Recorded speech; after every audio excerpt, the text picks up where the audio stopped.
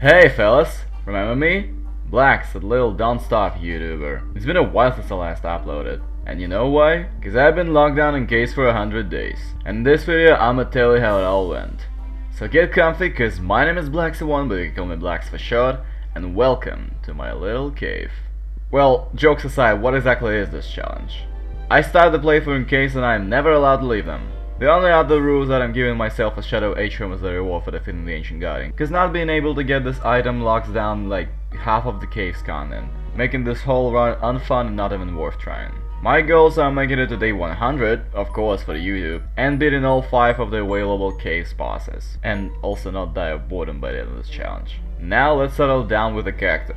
Just like always, I'll go with an honor. The skills that I'd love to highlight are the spotlight ones and the shadow stuff. Cause none of the lunar skills really do anything in this challenge, so this is probably the first time I'll ever make use of the shadow catapults.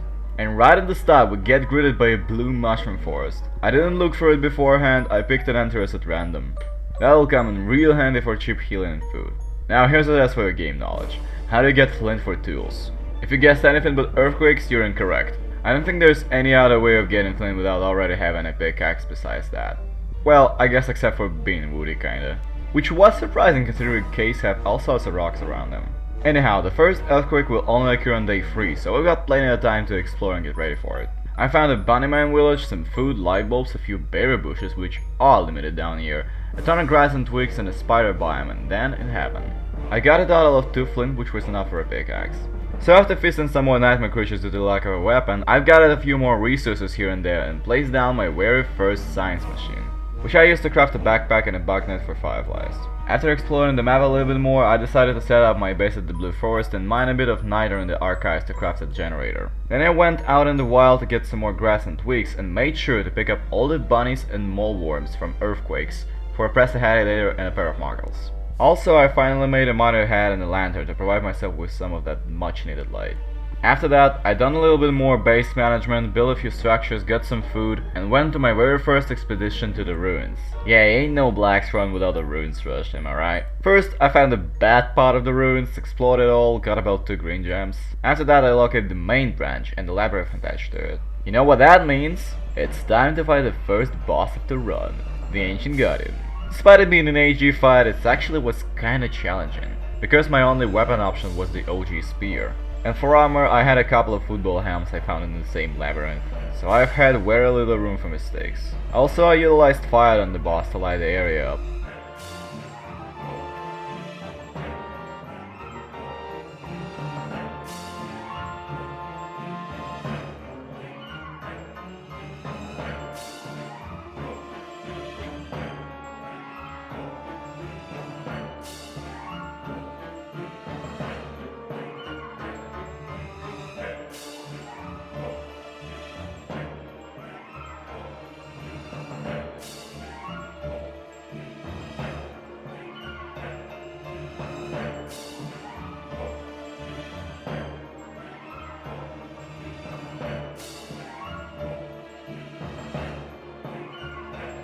But it's still AG, and I still won without taking it once.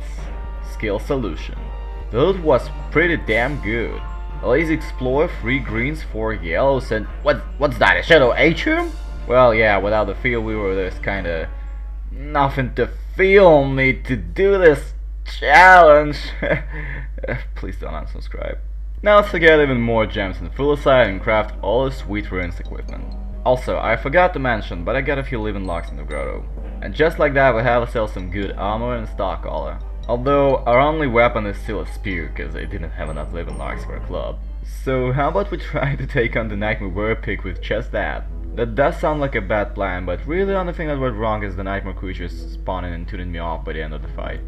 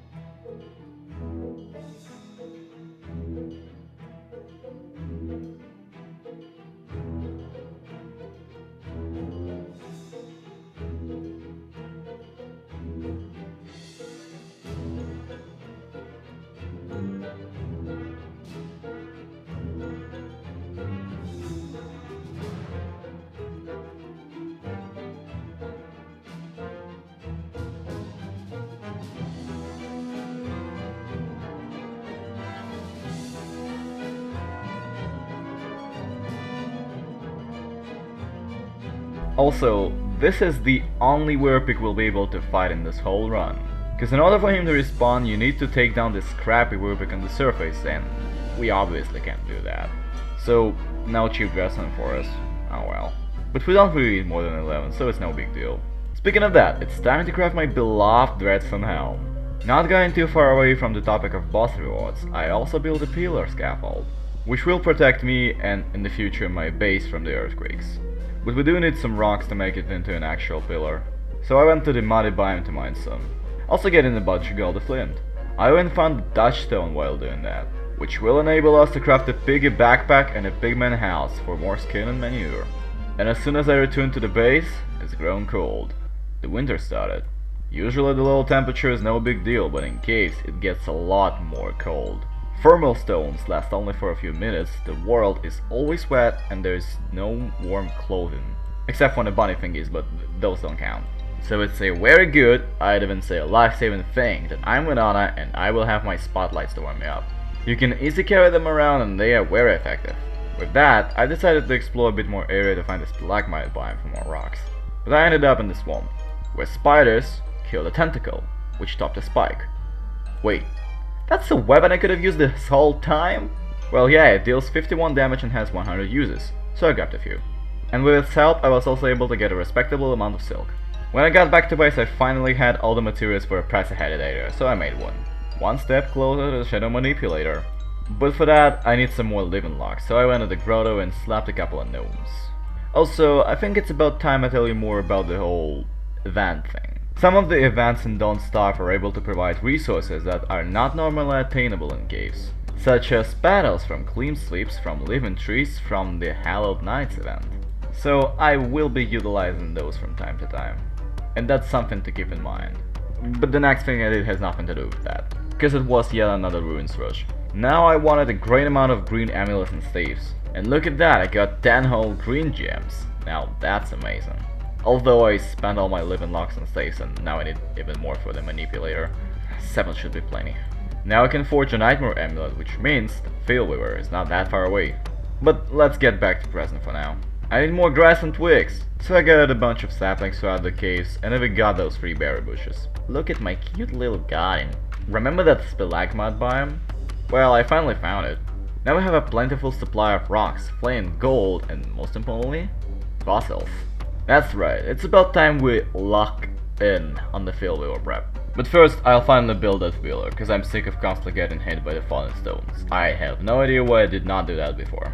And since we have enough rocks now, I also prepared a few catapults for the upcoming fight, as well as a couple of pure horde charge generators. For stat management, we'll be using blue and green mushrooms, cause they are the easiest option to obtain. So with that we're all ready and can head to the ruins to grab the summoning items and drop a few shadow materials along the way, and make our way to the Atrium. Let's raise up our bats and face the fray.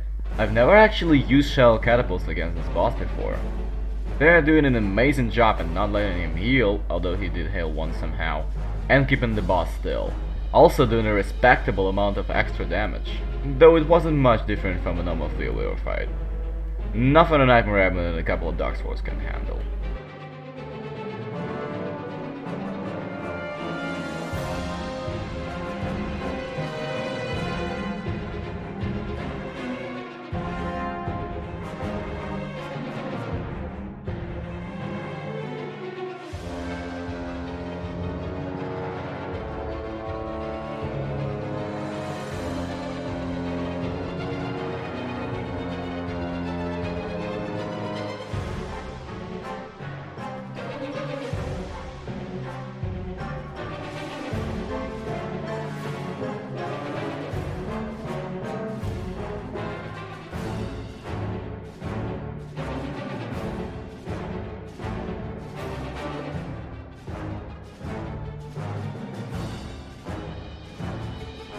And just like that, the Shadow Rifts will be active on day 49. Not that bad for a challenge. And that is where the fun begins. But before that we gotta prepare. Prepare a good few green staves and amulets to duplicate a bunch of new materials quickly, that is. But that went rather fast. So while I still had a day or two to spare, I took some time to make the base look good. Hell yeah, the ultimate boss.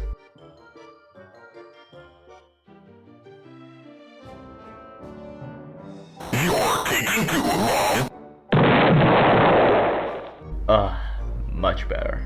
God damn it, it's the Rectus run! Jokes aside, I actually learned that you can use Hutch pufferfish form to deal AoE damage to them, so it wasn't all that bad. But I still would have preferred an actually fun and enjoyable Inkblight battle, but oh well, I'll take the tatters. Long story short, I crafted Gloomerang, a Call, an Umbrella, and a Shadow Reaper, which I'll actually make a good use of on this run. Because not only the Shadow Maul isn't technically obtainable in caves, but it's also a headache to buff because it can only eat these 3 bosses. Yeah, you can tell it's not worth it. You know what is though? Healing the AG again for some sweet runes loot. It's time for a rematch, and this time I ain't using no spears. The loot was as generous as always, and don't mind the second Shadow Atrium, I never end up using it till now. At this point, I got tired of waiting for a living tree to drop me a clean sweep, so I turned on the Year of the Bunnyman to deconstruct one of the pillows for an abundance of fellows, granting me my glasses and the almighty beautificator innator. Alright, let's get serious again. The second to last boss we have to defeat is Toadstool, and oh boy, I could not have expected it to be as hard as it was. But for now I will just prepare a bunch of pig/axes and come up with a plan. You see, Toadstool is really the only fight that majorly depends on the surface resources to be enjoyable. The absence of glass axes and weather panes leaves us only with the ruins multi-tool to work with. And I've had no idea if that even was good enough to chop the trees in time. I guess there's also the Shadow Maul, but I think you got the point, we don't talk about that. So I was really concerned about this fight. And well, let me just show you a couple of my failed attempts.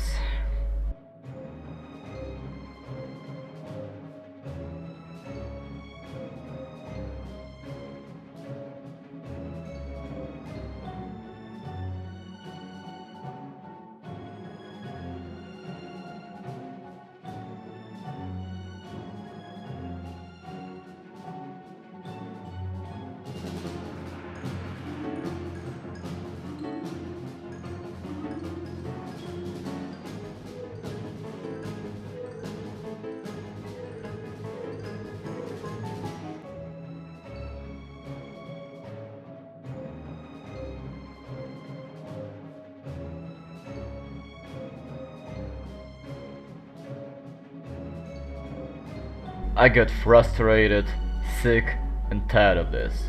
And I took a break. I hadn't played in a day, in a week, and I didn't even notice. It became a month. I have burned out. I had no will to continue this challenge, and the recent changes that occurred in my life, even my channel. But I knew that something has to be done. I couldn't leave it like this. I couldn't just quit. So I pulled out the strongest weapon I've had hidden up my sleeve. Something you might even consider cheating. It was the power of friendship. So there's the... Are you ready, guys? Are you ready? God damn it. I have too many of those.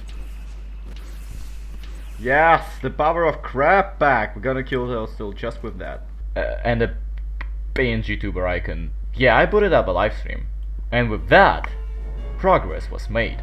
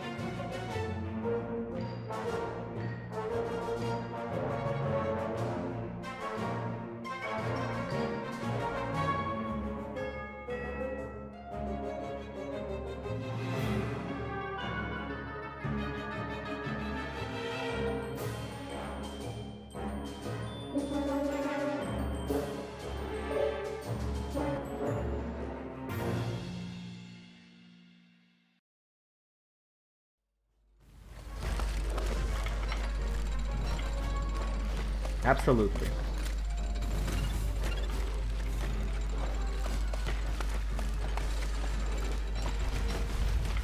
It's dead! It's actually dead. Die! God damn it, you damn frog! Finally! This took several months of real goddamn life. I cannot believe I'm done with this boss. Holy crap! Well, that was for sure the hardest Toadstool fight I've ever done, and probably will ever do. But now we have only 2 goals yet to conquer. Survive 40 more days and beat the Great Depth Swarm. And both of those unfortunately require us just waiting. So I took a little time to make my base look a little bit better. I placed the statues of defeated foes, built a couple of mush lights using a crap ton of crap from a pigman, and finally finished my kitchen. But it didn't take long enough, so I decided to explore the whole caves map. A thing that I never actually done before. And there just will never be a better opportunity than this. And thanks to the Twitch chat, it wasn't boring at all. From the ink lights. They're not gonna know a damn thing. We're safe. Ha! See this nightmare? It's fooled. It's fooled by the power of the bush hat. I can survive indefinite. I can just stand here for the remaining 31 days, and I will be golden.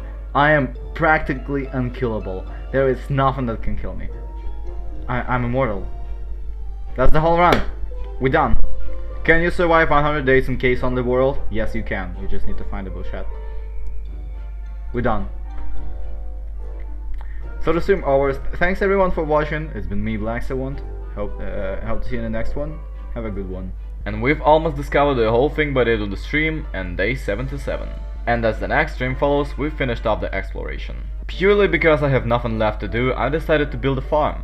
I got a few seeds from deconstructing a garden EU hat I found in a set piece. Filled up a watering can in the grotto and got rolling. I got a couple of good plants, not shabby at all. I also borrowed 3 pieces of beefalo wool from a bunnyman to make a winter hat.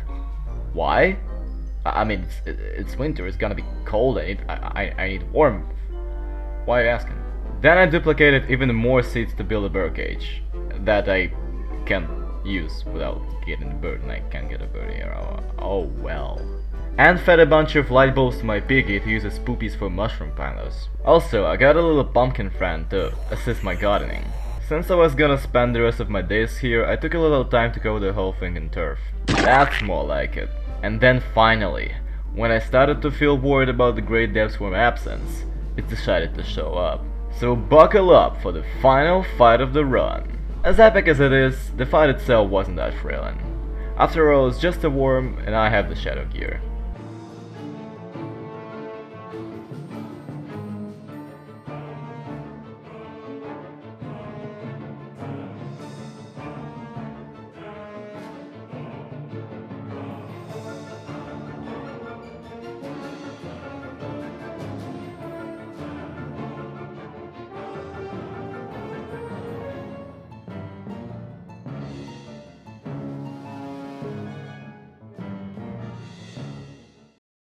But yeah, don't get too distracted from planned gaming.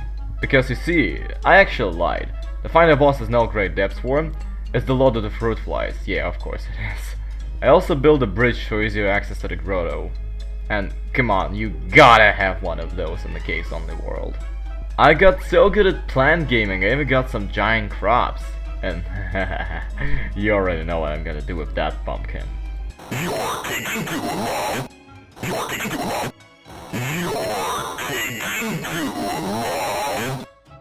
This challenge. That's what's taking too long for sure.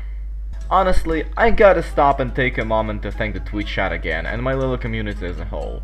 Without you guys, this all wouldn't be possible. And now we're almost done. On day 96 another big worm decides to shake things up, and after a little more gardening, it's finally time. Day 100.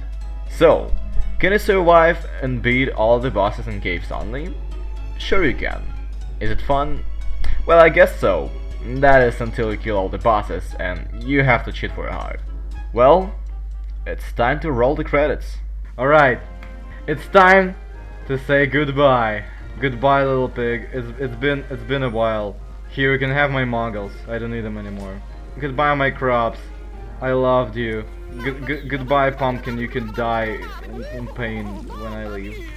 Goodbye, great depths from stashes. Goodbye, my spotlight. Goodbye, you're taking too long. Goodbye, my base. Goodbye, shadow. Goodbye, pillars. Goodbye, field weaver. Goodbye, rabbits. Goodbye, kitchen. Goodbye, everything. I will take a few mimics with me. Mimics, we're not saying goodbye yet. Let's go. And finally, visit the surface. Well, it's been a while since I last been up here. I wonder what's new. Hey, wait a second. What the heck is that?